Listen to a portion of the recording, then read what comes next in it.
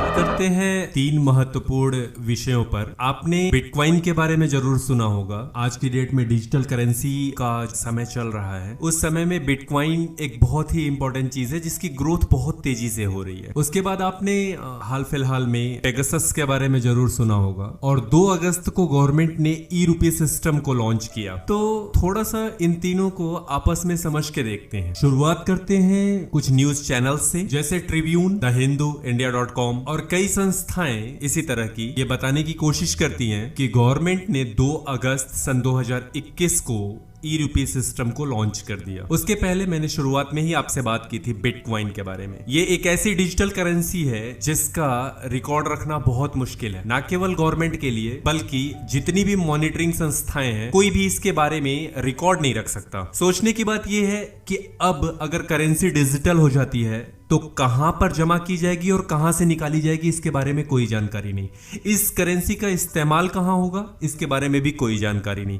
तो जरा सोच के देखिए कि इस चीज का कितना नुकसान हो सकता है। पैसे कहीं से जमा किए गए, कहीं से निकाल लिए गए, उसका इस्तेमाल किसी और चीज में कर लिया गया और सारा कुछ चल रहा है नेट के माध्यम से, और जिसका रिकॉर्ड ना तो गवर्नमेंट के पास है ना किसी के पास है। आप इस पर क्लेम भी नहीं कर सकते कि इसका ब्यौरा दो, क्योंकि ये पूरा का पूरा डिजिटल है। आप ब्यौरा मांगेंगे तो किससे मांगेंगे? दूसरी जो सबसे इंपॉर्टेंट चीज है, इस समय वर्तमान में संसद का मानसून सत्र चल रहा है और आनंद का विषय यह है कि एक पेगासस करके सिस्टम है जो कि इजराइल द्वारा बनाया गया है। इजराइल की एक कंपनी ने इसे बनाया है और इसके माध्यम से किसी भी इंसान के सोशल नेटवर्क से लेके उसके मोबाइल की हर चीज की जानकारी जो है निकाली जा सकती है। ऐसा ये एक सिस्टम है। भारत की विपक्षी पार्टियों का ये कहना है कि इसके माध्यम से कुछ लोगों की जासूसी की जा रही है, जो कि व्यक्तिगत निजता का हनन है। बात सही है, एकदम बिल्कुल हनन है। और अगर ऐसा किया जा रहा है तो ये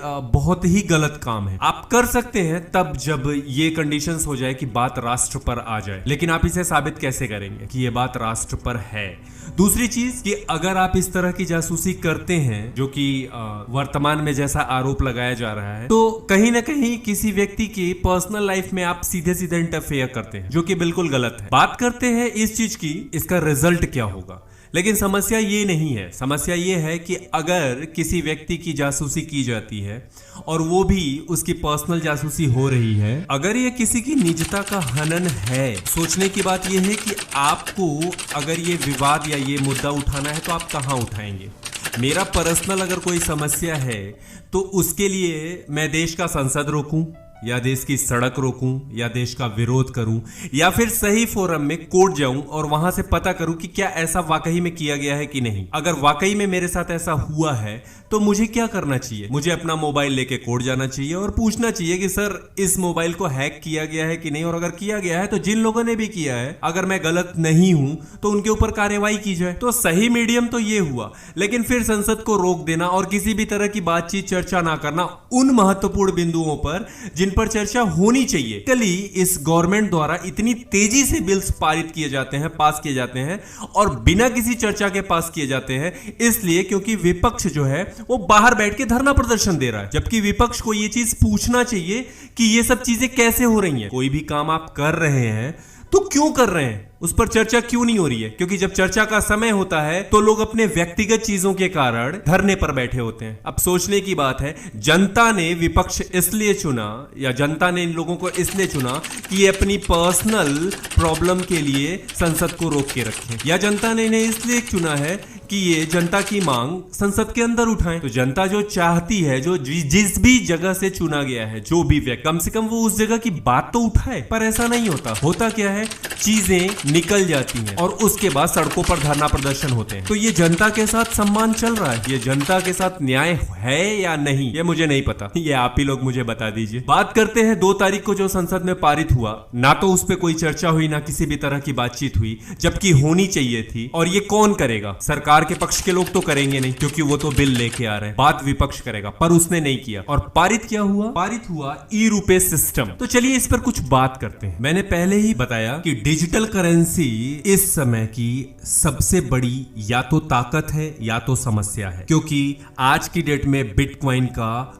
कोई भी विकल्प नहीं है, ना सरकार के पास ना तो किसी के पास, और इसके साथ साथ बिटकॉइन का कोई भी क्रेडिबिलिटी भी नहीं है, ये हवा में चल रहा है। तो क्या इस बिटकॉइन को तोड़ा जा सकता है किसी दूसरी डिजिटल करेंसी से? गवर्नमेंट ने लागू किया ई रुपए सिस्टम, ये पूरी तरह से एक डिजिटल करेंसी है, पर इसका इस्तेमाल वो करेंगे कैसे? आइए कुछ इंपॉर्टेंट फैक्ट पे ध्यान देते हैं। वैसे तो मुझे लगता है कि इस देश का हर व्यक्ति जानता है कि सरकार द्वारा बहुत सी योजनाएं चलाई जाती हैं गरीबों, किसानों और जरूरतमंदों के फेवर में। ये योजनाएं कहीं ना कहीं पैसे से जुड़ी हैं और कहीं ना कहीं इसका पूरा सिस्टम आर्थिक रूप से ही चल रहा है। एक एग्जांपल ले, अगर हम प्रधानमंत्री अन्न योजना की बात करें, या फिर बच्चों को देने वाली स्कॉलरशिप की बात करें, या आवास योजना की बात करें, कृषि में देने वाले बेनिफिट्स की बात करें, या इस तरह की जितनी भी योजनाएं हैं जो गवर्नमेंट द्वारा चालित हैं, इसमें पर्टिकुलरली होता क्या है कि पैसे का ट्रांजैक्शन अकाउंट में होता है। यानी कि अगर एक बच्चे की छात्रवृत्ति आनी है, अंदाजा लगाइए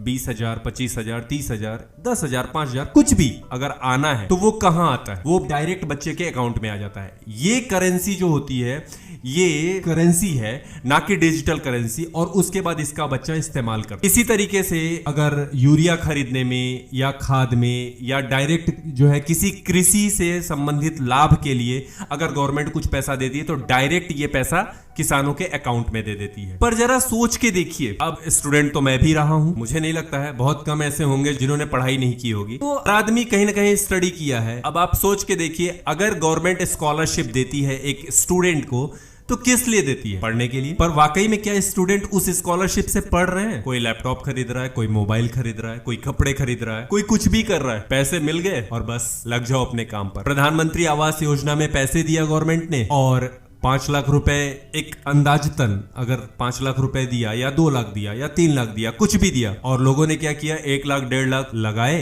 और बाकी पैसे कहीं दूसरी जगह लगा दिया, तो कहीं ना कहीं क्वालिटी में कंप्रोमाइज हुआ, या फिर कहीं ना कहीं जिस उद्देश्य से पैसा दिया गया उस उद्देश्य को पूरा नहीं होने दिया गया, किसी न किसी दूसरी चीज में उसको इस्तेमाल किया। ये चीज कैसे रुक सकती है? नंबर 1। नंबर 2, अगर लगातार पैसा का आदान प्रदान होगा तो ये करेंसी डिजिटल में कन्वर्ट नहीं होगा। तो उसके लिए गवर्नमेंट ने जारी किया ई रुपी सिस्टम। अब ये कार्ड देंगे, जरा ध्यान से समझ के देखिए, अब किसी को छात्रवृत्ति ना देके ये ई रुपी का एक वाउचर देंगे। चलो 30,000 का वाउचर दे दिया, पर इसके साथ लिमिटेशंस क्या है कि आप स्टडी के अलावा किसी भी चीज में इस वाउचर का इस्तेमाल नहीं कर सकते। तो जिस काम के लिए गवर्नमेंट ने पैसा दिया आपको, आप वही काम करेंगे, तो उस क्षेत्र में थोड़ा या अधिक कुछ ना कुछ तो बेनिफिट होगा ही होगा। और ऐसा नहीं है कि अब अगर 30,000 रुपए गवर्नमेंट ने आपको स्टडी पर दे दिया तो अब आप, ऐसा तो नहीं ना 20,000 रुपए की मोबाइल खरीद के खाली हो गए, अब तो आपको 30 के 30,000 रुपए कहीं ना कहीं स्टडी पर लगाने होंगे। मैं ये नहीं कहता ये एब्सोल्यूट प्रोग्राम है, मैं ये नहीं कहता कि इसका फायदा नहीं उठाया जाएगा, कुछ ना कुछ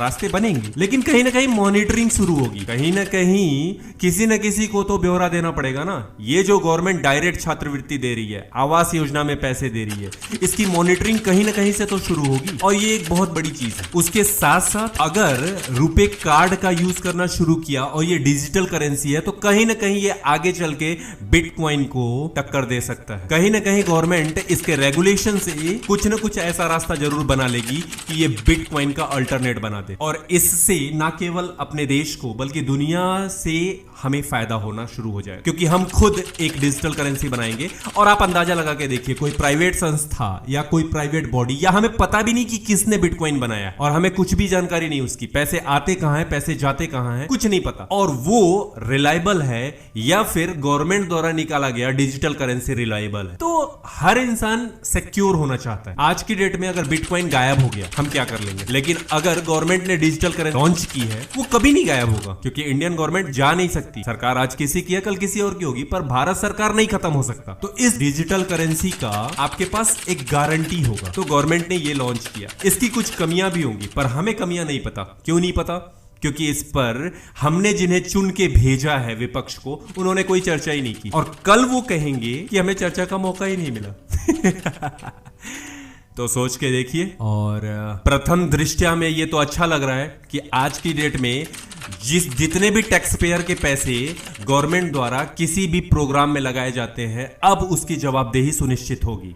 अगर किसी छात्र को छात्रवृत्ति मिलेगा तो ये सुनिश्चित होगा कि उसका इस्तेमाल वो स्टडी में ही करे। किसी व्यक्ति को अगर रोजगार के लिए पैसे दिए जाएंगे तो ये सुनिश्चित करेगी गवर्नमेंट कि इसका इस्तेमाल उसी रोजगार में करे जिसके में जरूरत। अब परिस्थितियां ऐसी हैं कि लोग बिजनेस चालू करने के लिए गवर्नमेंट से लोन लेते हैं और उसको उठा के किसी दूसरे काम में लगा देते हैं। तो ये चीज नहीं होगी, मॉनिटरिंग होगा और वो कार्ड आप दूसरी जगह इस्तेमाल ही नहीं कर सकते। तो सोच के देखिए और मुझे भी बताइए ये चीज सही है या गलत है, या इस तरह की चीजें होनी चाहिए, और क्या ये एक प्रोग्रेसिव स्टेप है या नहीं, इसके बारे में भी मुझे बताइए। जय हिंद।